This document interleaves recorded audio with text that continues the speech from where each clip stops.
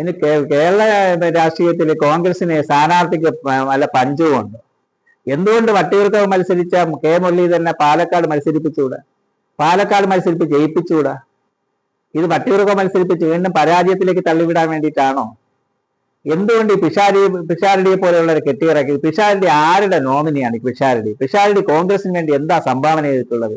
ഇതാരാണ് ഈ പിഷാരടി? ഇത്രയും പിന്നെ ഈ ഇവിടെ ഒരുപാട് പ്രശ്നങ്ങൾ ഉണ്ടായിട്ടുണ്ട്, അതിജീവിതമാരുടെ പ്രശ്നങ്ങൾ ഉണ്ടായിട്ടുണ്ട്. ദിലീപിന്റെ പ്രശ്നത്തിൽ പോലും ദിലീപിനെ സഹായിക്കാനും ഒരു അഭിപ്രായം പറഞ്ഞുകൊണ്ട് ദിലീപിന് വേണ്ടി പിന്താങ്ങിക്കൊണ്ട് നിന്ന പിഷാരടിയെ പോലുള്ളവർ പാലക്കാട് ഇറങ്ങി ജനത്തിനടുത്ത് വോട്ട് ചോദിക്കാൻ നാണമില്ല.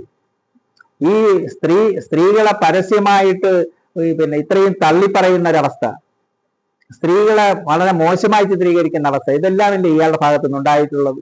ഈ ഇത്രയും വിവാദമായ ഒരുപാട് പ്രശ്നങ്ങൾ ഉണ്ടായിട്ട് ഒരു അഭിപ്രായം പറയാൻ കഴിവില്ലാതെ ആരെയെങ്കിലും കാലുപിടിച്ചും നക്കി മുമ്പോട്ട് പോകുന്ന ഈ പിഷാരടി പോലുള്ളവരെ കോൺഗ്രസ് രാഷ്ട്രീയത്തിൽ കഴിഞ്ഞ ധർമ്മജനെ കൊണ്ടുവന്നതുപോലെ ധർമ്മജൻ ബോക്കാട്ടിക്ക് വേണ്ടി പിഷാരടി എന്ന സ്ഥാനാർത്ഥിത്വം ചോദിച്ചു. ഇന്ന് ഇതേപോലെ പിഷാരടിക്ക് വേണ്ടി ധർമ്മജൻ നേരത്തെ ഒരു സ്ഥാനാർത്ഥിത്വം ചോദിക്കുന്നു.